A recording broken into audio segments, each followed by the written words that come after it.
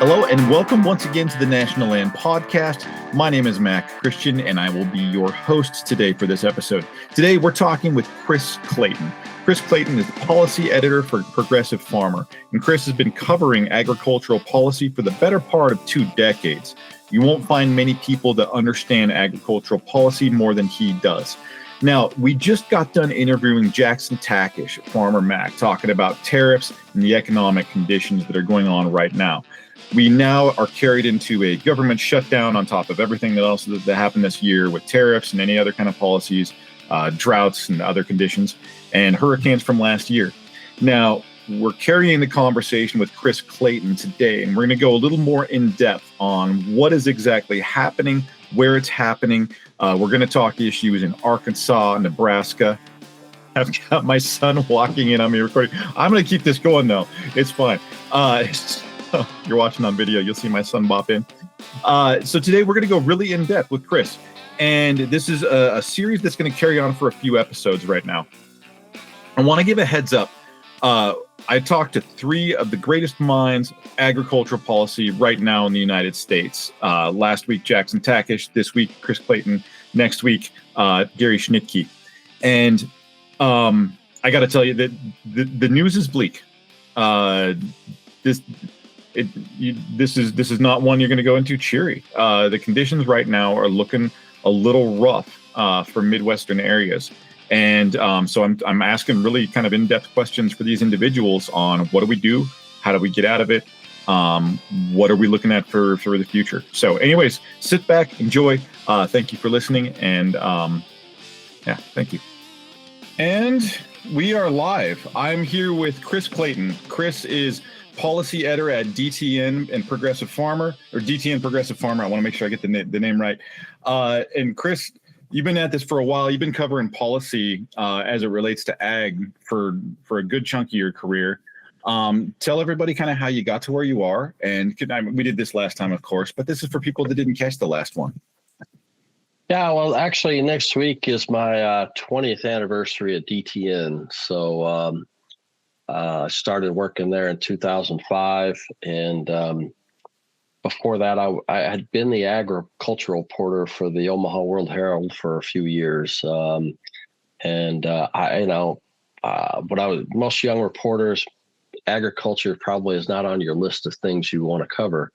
But once I started covering it, I realized there were so many different things that ag is involved in that, and particularly policy-wise, it's the biggest policy driver in the Midwest and the Plains is really agriculture. So, you kind of fit right in there in terms of covering all of the major issues that really go on in the Midwest and the Plains. So I kind of just fit into that niche of policy person who covers agriculture. It's one of those, it's not the raciest headline grabbing thing when you think about it, but it's really the policies that decide how we all get food and clothes and all that kind of stuff. But it's just, it's not as flashy as a lot of the other headline areas, but I would argue that it matters more when it comes down to it. Well, economically, in the Midwest and Plains, it's the driving force really, compared to other industries. When agriculture is doing well, the Midwest and the Plains are doing pretty well. When agriculture is struggling, it has a ripple effect across a lot of different areas. Well, and I feel like you just gave the entry line for the conversation of like, how is agriculture doing and what's affecting agriculture? Let's kind of dive into that. Right now, and this is where your expertise is particularly great. Is your background is in agricultural policy, and a lot of the things going on right now nationally are policy related. We have tariffs. I wouldn't call it a policy. I wouldn't call government shutdown a policy, but it certainly is sort of a causation and a result of policy. And, we're right in the middle of it right now. So, we've had some conversations with other specialists around tariffs and stuff. But your perspective is a little different in that you're covering it from a policy and journalistic approach. What are we seeing in terms of impact to especially the Midwest with current tariffs? Well, we're right in the middle of harvest, and it was really, I was driving around a lot this weekend, and combines were just going everywhere, corn and soybeans. And just particularly when it comes to soybeans, you've heard it over and over and over again. China buys anywhere from a quarter to a third of all soybeans produced in the United States. So, that's one out of every three, one out of every 4 rows of soybeans. And since the tariff situation began this time around, China stopped buying all soybeans from the United States. And so generally right now, we would be shipping out from the Pacific Northwest and from the port of southern Louisiana on the Mississippi. We would be shipping out soybeans, moving them out both ways to get eventually to Asia. They buy from us primarily from November to February, and then they usually flip over to buy from Brazil. Well, if they're not buying anything from us right now, we've got storage pressure. Soybeans don't store as well as corn. We've got, delivery problems, basis, the difference between the futures market and what farmers are actually getting on the ground.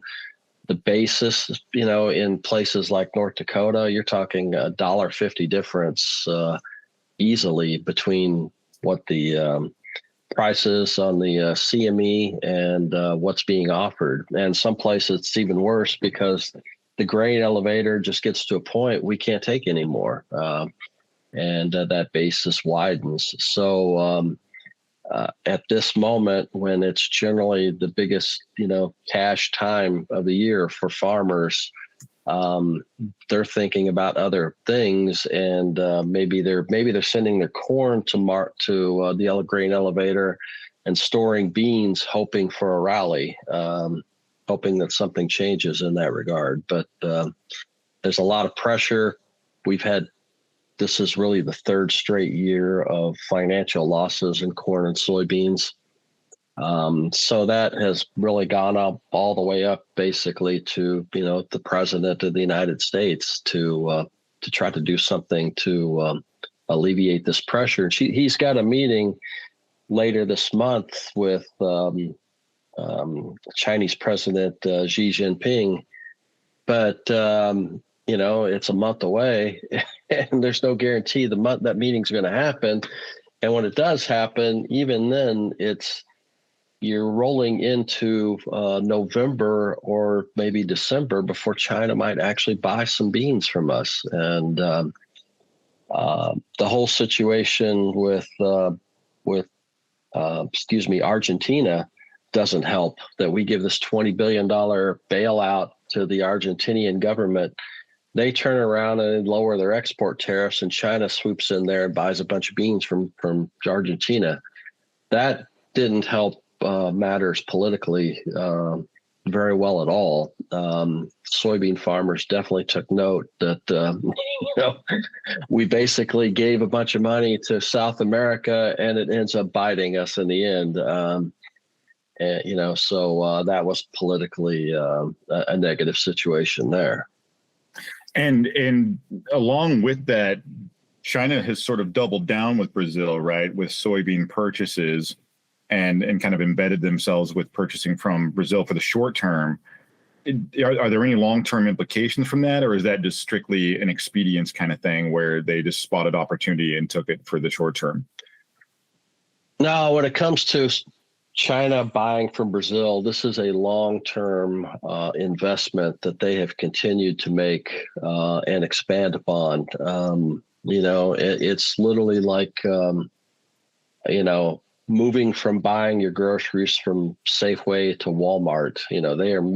They are shifting away from buying more products from us to buying more from Brazil, because Brazil produces a lot of basically the same things that we do. They grow a lot of corn. They obviously they're now the largest soybean grower in the world. So you've got, and a lot of beef, they grow pork, et cetera. So you've got companies, state-owned entities from China. COFCO is the company that everybody thinks of with when it comes to Chinese companies and for food. Well, they've been building massive port operations in different parts of Brazil to make it easier to get those soybeans moved out. And so that investment has grown, and as we become less reliable because of disruptive tariffs, it just makes the turn more and more to Brazil all the time. Yeah, it's a good negotiating tactic if there's not an alternative to shift to, but if there's a good alternative, then you're going to shift things away from you for the long run as well as the short run, is kind of what is playing out here on the national or on the worldwide stage, right? What is the impact that we're seeing on Midwest farmers from less sales? I mean, is this a dire straits situation for people who have excess inventory looking to move, or is this something that's sort of being addressed? Yeah, it's a dire straits situation in that this is the third year of big financial losses that in a row that soybean farmers and corn farmers have taken. And we've actually lost some storage capacity just because of storms in North Dakota, Iowa, Minnesota, stuff like that. Has a small ripple effect on things. But first of all, with soybeans, there's no other demand like China. You go, oh, well, maybe we'll make some trade deals and we'll sell beans other places. You would have to make trade deals with 40 other countries and get massive commitments to try to replace the buying capacity of Brazil. Nobody buys as much soybeans as China does. So that is just really puts farmers in a bind, because your biggest buyer is sitting on the sidelines, and you're losing a couple dollars a bushel from where you would normally be. You're losing your profit, and it is putting a lot of pressure on producers, because input prices really have not come down compared to commodity prices, and it's going to basically cause some disruption from people. People are going to get out of farming or make some dramatic changes because of this. Some people will become better marketers for it. Some will learn to, that maybe there are other agricultural products that they can do that will make up for it. But at the same time, other people are going to lose their farms, or have to sell out because of it. Yeah, and I always like to tee things up for people that are not as experienced. So if somebody is listening to this and is not involved in agriculture, actually, it's hard to imagine that somebody listening to this would not be involved in agriculture and have, knowledge level in agriculture on some level. But I want to tee it up that way, just that in terms of what we're looking at as far as crop impact, the decisions to grow and farm soy were made years back. And in terms of running that particular crop, the plans for that and buying the inputs for that, that has to be planned for years in advance. And there's a reserve supply of, just based on, the amount of bulk that you have to buy. You might buy 2-3 years of inputs, or get on a roll for that, or be planning for that. All your infrastructure, all your equipment is geared up for a specific crop and stuff. And so when something rapidly changes politically like this, you can't just go, oh, I'll grow an alfalfa field tomorrow. That's not you're not going to roll like that. Or, oh, let me pivot to corn for next week. That's never going to happen. People who have made the choice to farm soy, you're somewhat embedded. Now there's options of crop rotation and everything, but if you're factoring in soy, like that's involved in the rotation, right? So these aren't things that can be adjusted quickly, and an immediate impact like something like tariffs, or where something has changed, you can't just shift out of it. Like it's impossible, right?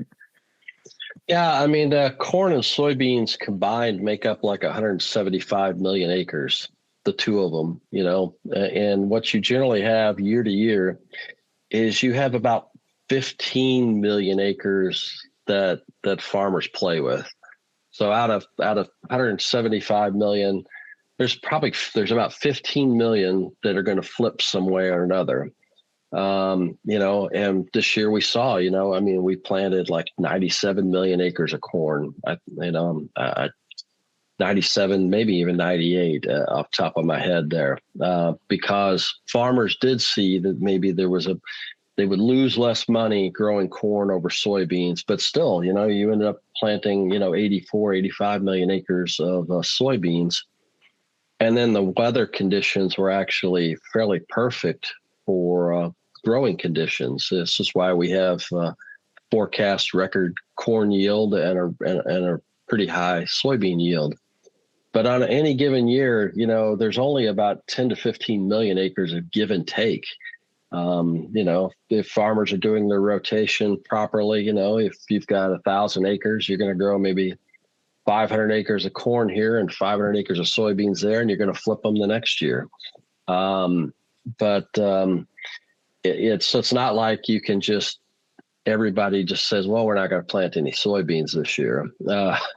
Now, if that were to happen, if they culled back even more acres, the market would eventually respond, and you would see prices increase. But at the moment, we're sitting on fairly good stocks and really good production. And the problem is that production just doesn't have a place to go. And is there an end in sight for what we're looking at? I mean, could it be like we're looking at spoilage at this point, or are there alternative uses that we can funnel soy into to make up for the lack of China purchases? Well, what we need for both soybeans and corn, you want to see more domestic demand, and generally with us that comes from biofuels right now. EPA could increase the soy diesel crush capacity with higher blend levels for biodiesel. We could actually, through the tax credits and other incentives, focus on rapidly increasing sustainable aviation fuel production, which would drive more production of both ethanol and renewable diesel fuel. Both of those things could happen, but you also have this conflict within the Trump administration where they're trying to deregulate everything. And maybe farmers think that's a really great idea because they want to deregulate stuff. Okay, they're going to deregulate things. And we're in agriculture. We love when they deregulate stuff. But at the same time, the petroleum industry sees all of the demands for ethanol production capacity and renewable diesel capacity and renewable or biodiesel. Those are mandates on the oil industry. And the administration wants to roll back all of this sort of stuff. They want to roll back the rules and the laws that incentivize companies to lower greenhouse gas emissions. Well, in the fuel business, the way you lower greenhouse gas emissions is you blend more ethanol, you blend more biodiesel, you blend renewable diesel. If you are rolling back reasons to reduce greenhouse gas emissions, you're saying, well, this isn't a priority for the country anymore. We don't need to think about this. Well, the guys in the petroleum industry think that's a tremendous idea. The guys in the corn and ethanol industry haven't seemed to really think aggressively enough about what happens when EPA comes up and says, you know what? We got rid of the endangerment finding on greenhouse gas emissions. That's no longer a priority. And as soon as they finalize that ruling, if I'm in the petroleum industry, I immediately sue. I'm suing EPA, and I'm saying your renewable fuel standards don't matter anymore. It's all you're doing is propping up this ethanol and biodiesel industry. And it's a waste of taxpayer money because you just told us that, in your rule that there's no reason to worry about this stuff. So anyway, that's a long rant, the dynamics that are going on here.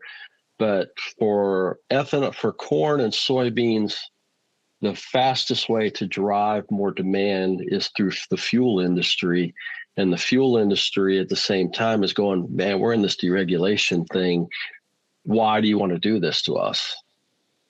So, yeah, well, and on the logistical side too, like we are fairly limited on our crushing capacity, right, for soybeans, as far as facilities that we have available to actually manage the load that we have. We're and in some of our older crushing facilities are phasing out, right? That some of them we're actually losing capacity rather than gaining capacity where we do need to gain capacity. With something like that. Yeah, we've had some come online pretty recently. There was a new one came online fairly recently up in South Dakota. But if the policy is right and the policy is kicked in, we've seen before in biofuels that those processors can actually, come online fairly quickly. It might take a year, it might take a year and a half, but, we've seen it in the past. That was probably one of the greatest strengths of the renewable fuel standard when it first came online in 2006, 2007, 2008. 2007, 2008, the rest of the country was going through a financial crisis and economic crisis. In the Midwest, we were booming because everybody and their dog was building an ethanol plant at that time, and corn prices went up, and that lifted up soybean prices as a result. And you saw that happen, and that was kind of one of the first indicators for me that policy around reducing greenhouse gas emissions really matters, because that was the thing that was basically propping up the ethanol industry, and as a result was propping up all of the farmers in the Midwest. Yeah, well, and speaking of farmers in the Midwest right now too, we're in the middle of a government shutdown, and a lot of the headline grabbing things are how's Medicaid getting billed, and different government facilities being open or closed. But part of that has agricultural impact. What exactly is being impacted right now in agriculture through the government shutdown? Well, generally in October, because October is supposed to be that beginning of the fiscal year, you get the government subsidy. Generally, your traditional government subsidy payment checks go out in October. For crops, that's like, you got acronyms for everything, but ARC PLC payments go out in October.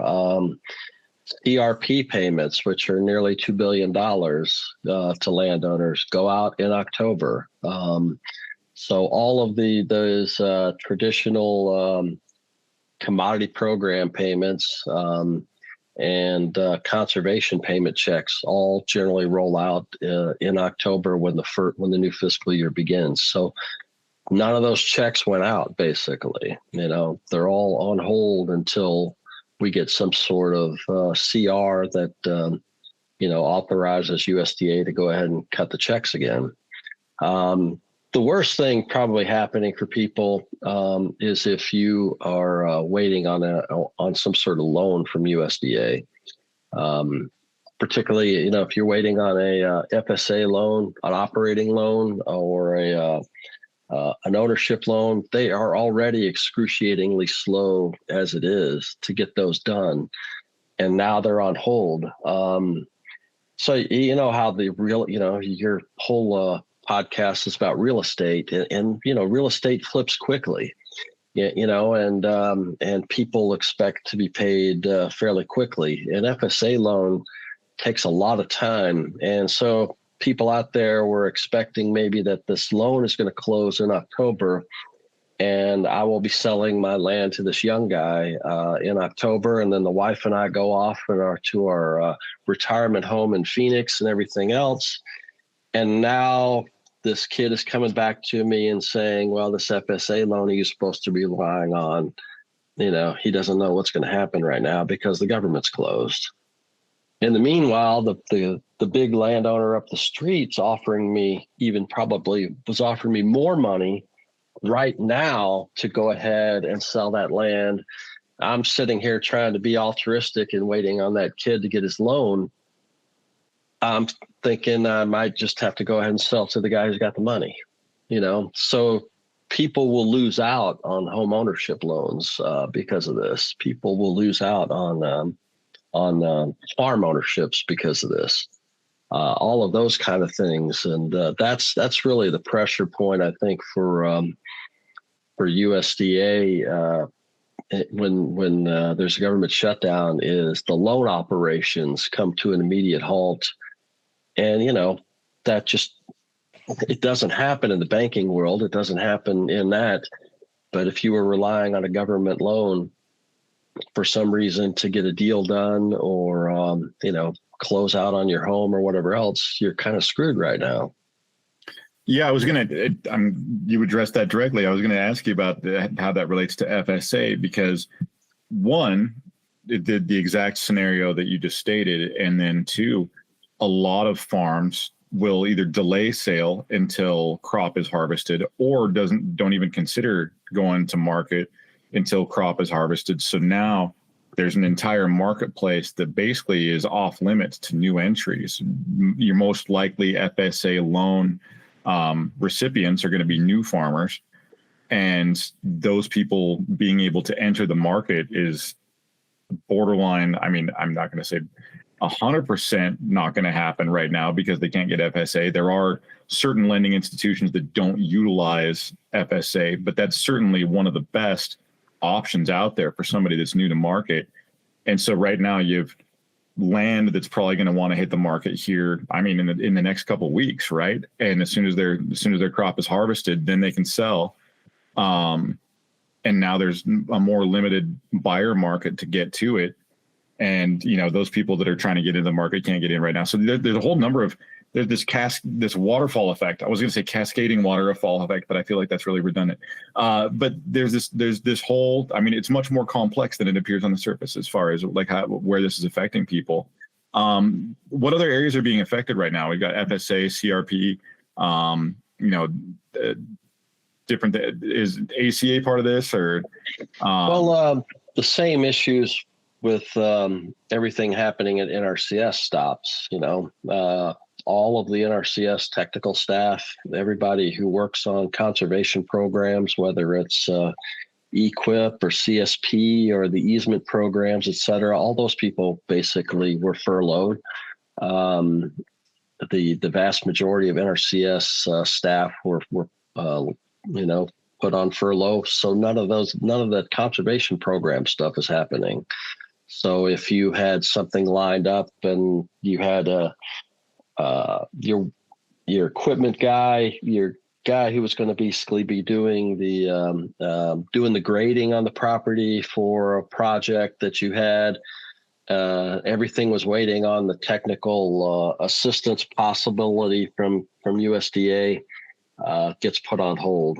Because one of the quirks with the USDA stuff, whether it's conservation or FSA, is you can't refinance it, and they don't necessarily. In some instances, they do pay you back for what you did, depending on the program. But some programs, if you go ahead and you advance the money out on it, well, you've lost out because USDA will not take that into consideration.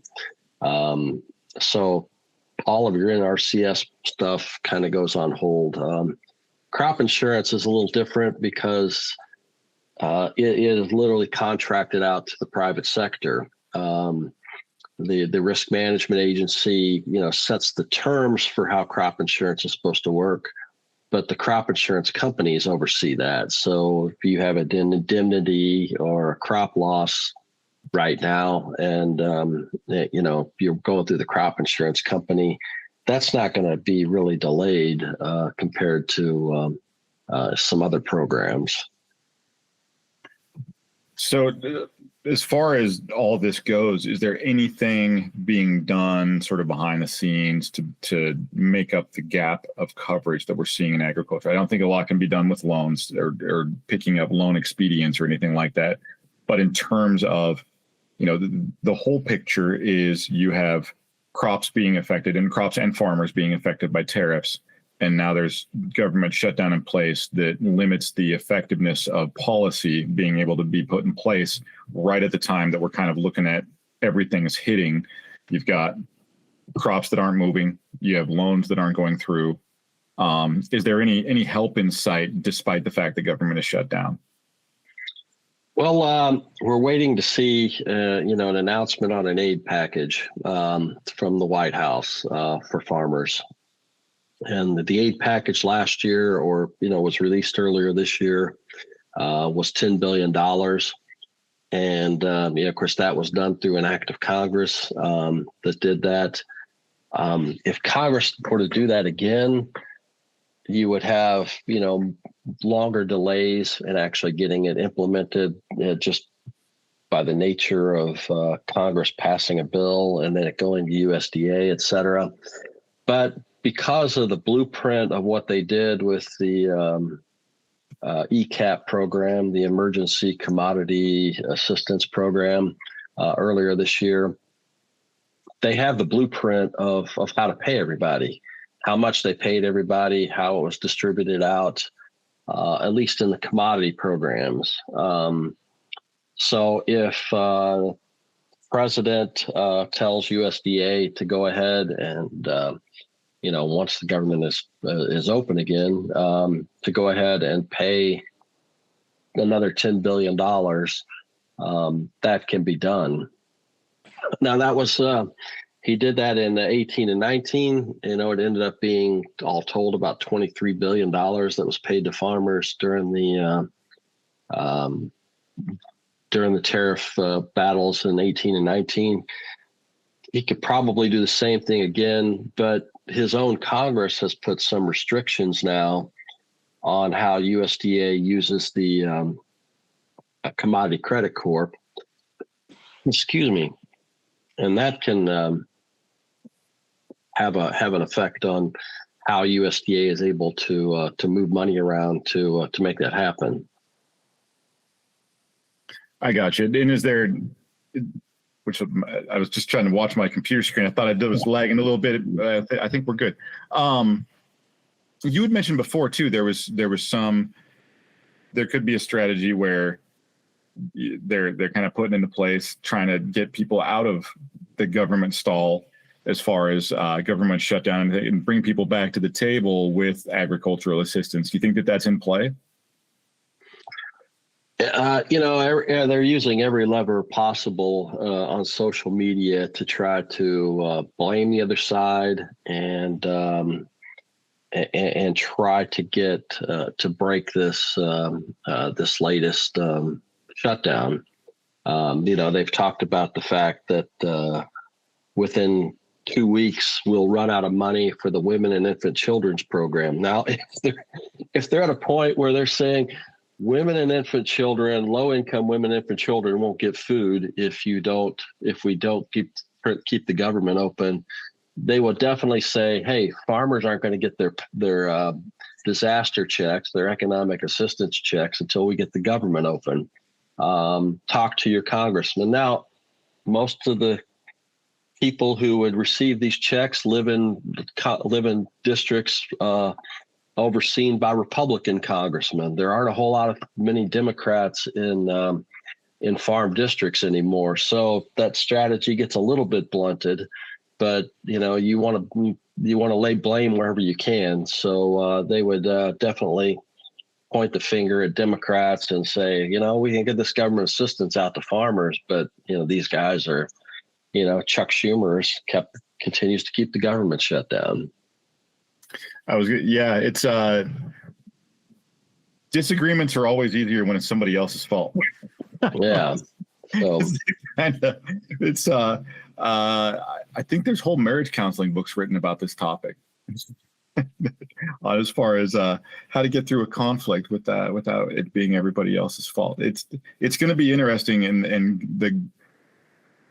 the stuff that we're seeing as far as governing by social media is a unique thing in the human experience as far as our timeline goes. It's new. It really is. It used to be everybody would put out press releases or information when something happens. Now it's social media. The president announces new tariffs on somebody for some reason, and that's not a thing that comes out from the White House press office. It comes out on social media, and Congressman responds. It's something they post on social media. It has become, you try to say you want to get away from X or Instagram or whatever, and you almost can't, because now you have to pay attention, because the politicians, that is where they're putting out their information now.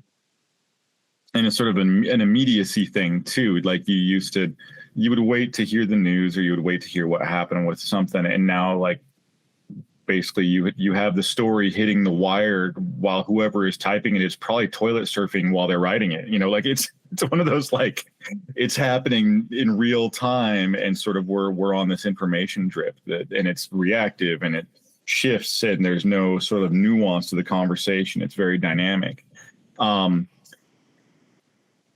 With how this is all playing out, do you think there is aid in sight for what we're looking at? Does it look realistic at this point, or are we just everyone's just holding on tight and waiting for what's about to hit us?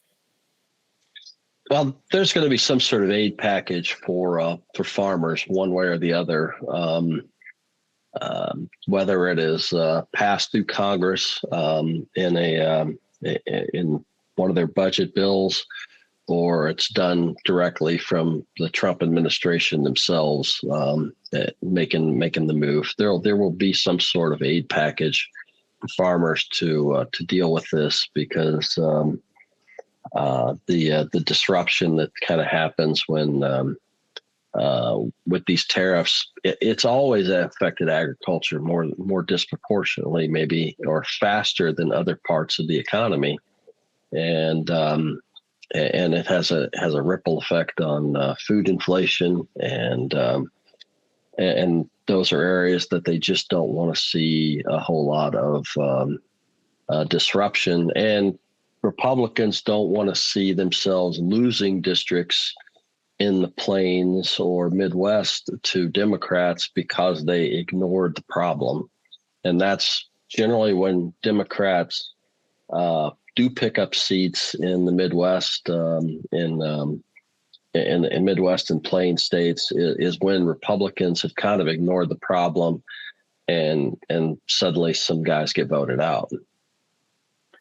In terms of, and I realize it's a crystal ball approach, but as we're looking at the impact of tariffs, and I think that we probably have to consider the possibility of China not coming back to the table as a trade partner for soybeans if they've doubled down their investments in Brazil. Like, if you got a great thing going for you, why would you shift it back? Is there a path forward? Has the strategy been discussed, or is the strategy being discussed on what do we do if these things don't come back? If fuel is deregulated and there's no reason to utilize biofuels and China's not buying soy, what is sort of the path forward for the Midwest? There really has not been a whole lot of discussion about that. There is, there's a real belief that this is temporary. This too will pass. 18 and 19 were very much a struggle for farmers.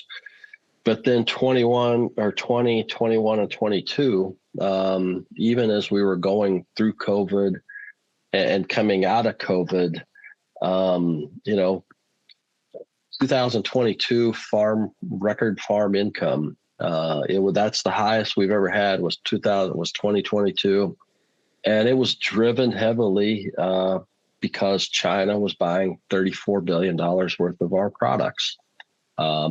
We saw trade go through the roof, and prices responded and markets responded. So, there's a belief among a high percentage of farmers who have been loyal to Trump that this will pass. There will be a trade deal with China. And in the next couple of 2 or 3 years, we will see record trade again with China. So there has not been a whole lot of discussion about what happens if it doesn't occur. But we lost permanent market share to China last time around that we did not fully gain back. And Brazil ended up taking up more of it. I was in a couple of different meetings about 2 weeks ago with a lot of economists speaking in different panel discussions. And to me, it was kind of striking that it was one of the first times I had heard a lot of people saying they don't think we can compete with China anymore. And there was some worry about, well, what do we do if, not compete with Brazil anymore when it comes to China? And what does happen if we lose China as a longer term market? But in terms of policy, that really has not been discussed. And if China continues to sit on the sidelines, if they have a meeting with President Xi and Trump and it does not go well, it's going to be a long winter for farmers trying to figure out what to do, how to plant in the spring. We do not need 100 million acres of corn. It's kind of an unrealistic number. You might see people looking to try to plant wheat or something like that. But if there's got to be a deal with China, because in terms of the way most farmers look at this, there's no other option. Yeah, I was trying to think my way through that of what do you rotate in should that not come back? And the way that China has invested in Brazil when it comes to soybeans, it's hard to imagine a dynamic shift back to us after that is taking place. I know that, there's sort of it's a good dynamic to be trade partners in terms of any product. And I think both sides recognize that. But when it comes down to dollars and cents and you got a good relationship that's stable and you have one that has been bouncing back and forth, you take the stable one. So it's an interesting dynamic that's going to play out over the next few years for sure. Have there been any conversation? You said that it all kind of hinges on this next conversation, but has there been anything in the meantime? We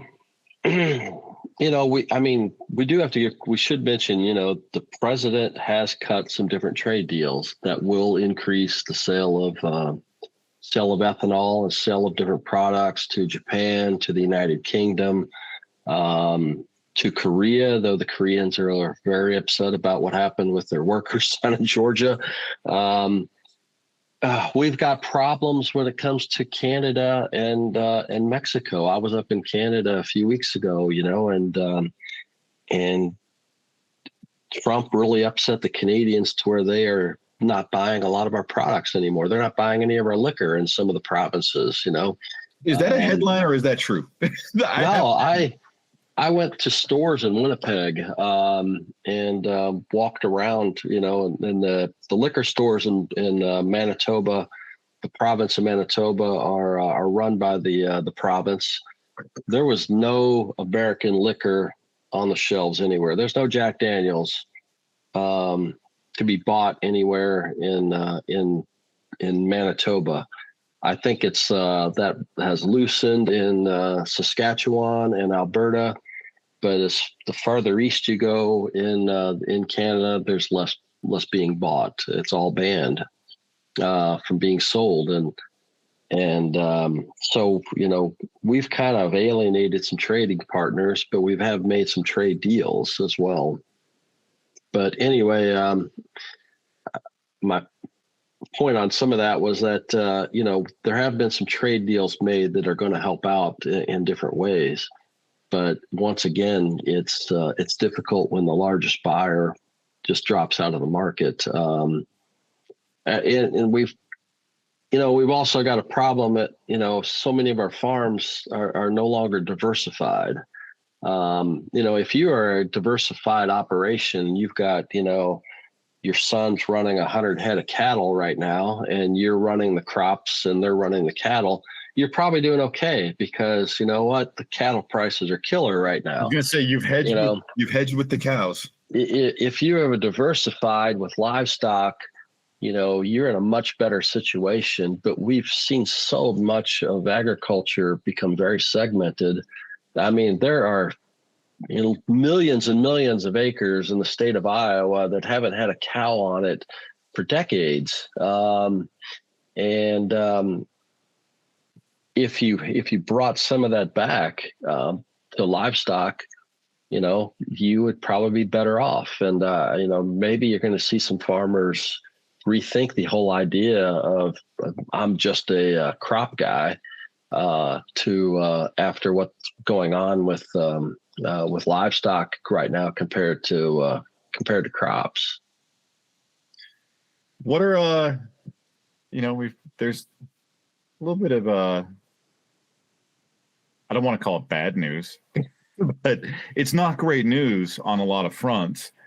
Are there places for optimism within current situation? Maybe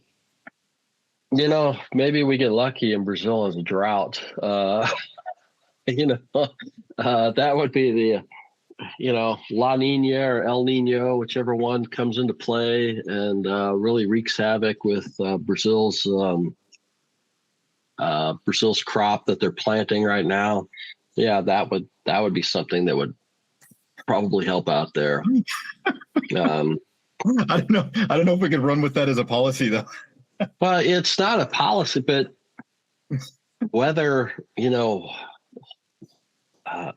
weather between the north and south matters a tremendous amount in agriculture.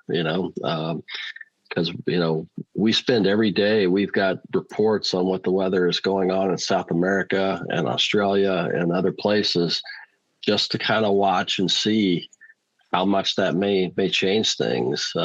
It's as big a dynamic as anything. And if for some reason that South America goes through a drought situation again, because they've had a couple 3 years now where they've had great production.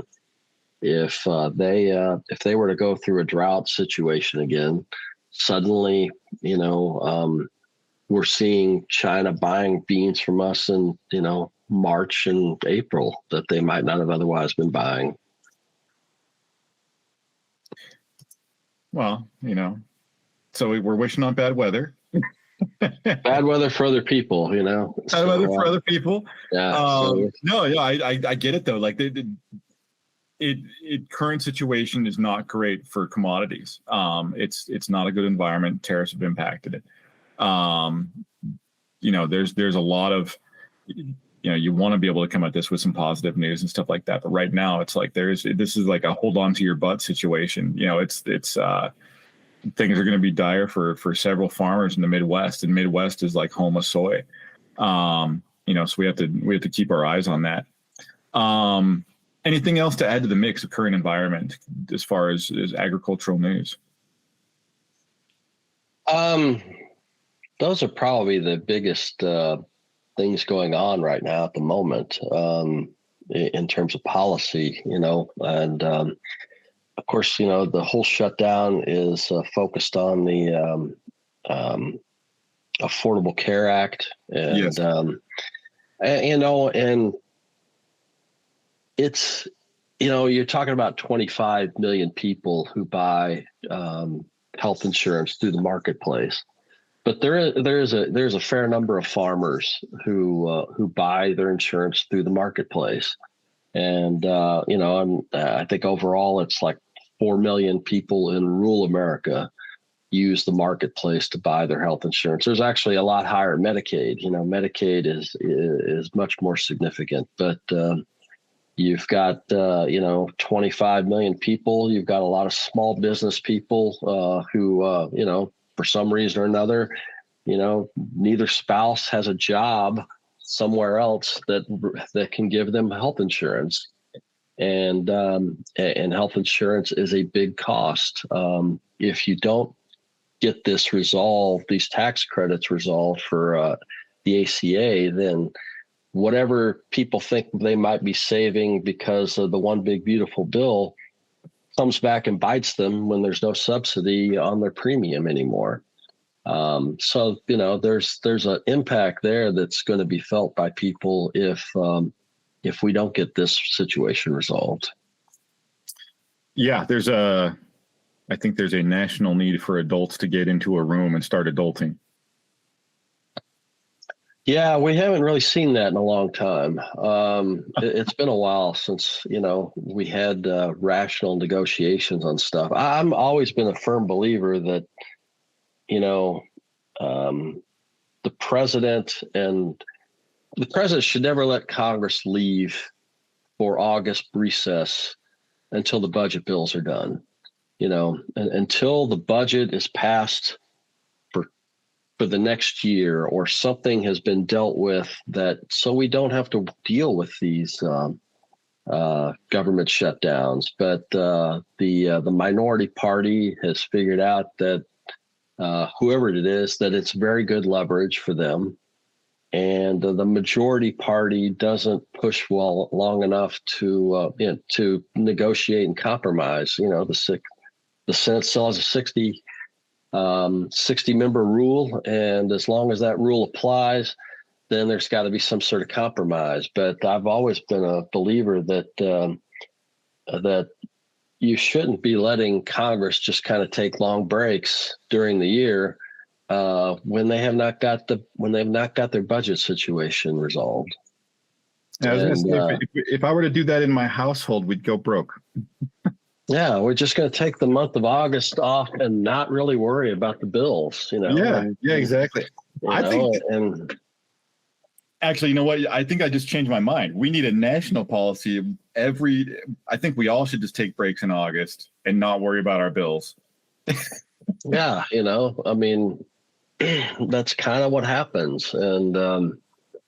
And there's a real lack of compromise among people now, because we've had, really 20 plus years of each party moving more and more to the right and left with their primary process.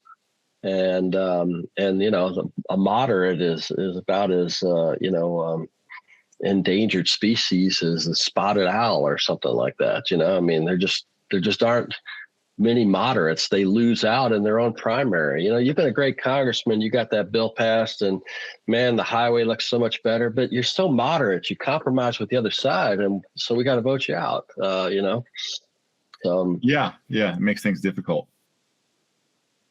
Yeah. So yeah, well, and I want to pay attention to time. I got you a couple minutes over here too. But yeah, anything else before we kind of sign off here? I'm kind of having a brain cramp at the moment. I can't even think of anything new. Because the last month has been all about tariffs and trade, yes. And then I was like, oh, they'll deal with it. They're not going to go into a shutdown. And then, oh well, I guess we're going to go into a shutdown. All right, well, let's throw that into the mix. And I had to go pull up and say, what happened the last time there was a shutdown? Oh yeah, well, FSA closes, and that becomes a real headache for everybody. And here we are again. So yeah, hopefully it doesn't play out as long. What's the I can't remember what the longest one was. It was 1819. It was 35 days. Now, the thing about that one was it was over Christmas. So most of us didn't care if the government wasn't working through most of January because, we just didn't care. It's extended holiday season, whatever, that was a different one because it started in December and so everybody got this extended vacation if they worked for the federal government, it's a little different now because it's, right in the middle of harvest. Yeah, it does. It's definitely an ag. It's not an ag focused shutdown, but the focus hits ag very heavily. The timing really hits agriculture quite a bit right here. It does. Well, Chris, again, it's awesome having you on here. I really have enjoyed your insight. And for those interested, check out Progressive Farmer, where Chris is a policy editor. I'll have the website in the show links and get things geared up. Well, thanks for having me, Mac. Appreciate it. I love that background back there, by the way, with those walls and the guitar. That's really really nice. I've got I painted my rainbow trout back there. Is that what that is? It's a rainbow trout in water.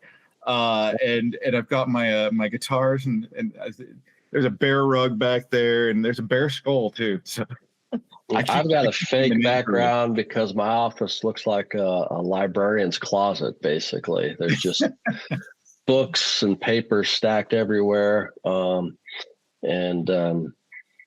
was at somebody else's house on Friday. I was at I guess now the fiance's family's house. And I was checking out that woman's office. It was so pristine and clean and perfect. And I'm like, yeah, my office looks like something blew up, So, I'm always my wife and I both work at home, and I did away with mine. If I'm going to spend this much time in my house in a room, I'm going to decorate it. And my wife is always like, I'll get around to it. I've got a pile over here. And I'm kind of in the pile category here. So, I've just got stuff stacked around, and I'm like, I just don't want to deal with it right now. But I might get motivated now after looking at that office last weekend. So I hear that. No, I've had fun with it. This has been it's my lair. Cool. Excellent. Well, hey, like I said, man, I always appreciate it. It's very cool having you on. And it's you've got a lot of knowledge in these areas, so it's very cool to get that out to people. Well, thank you. Hopefully I'm helpful. I think it will be. I think everybody has that. All right, man. Take care. Well, appreciate it. Have a good rest of the day. All right. You too. Enjoy the week. Thanks. Bye. This concludes episode 154 for the National Land Podcast. This discussion was with Chris Clayton, policy editor at Progressive Farmer. You can learn more about land ownership and the buying and selling of land at nationalland.com. Don't forget, subscribe to this podcast so you don't miss our next exciting episodes, because this one actually matters. We're going really in depth into agricultural economics. So thank you.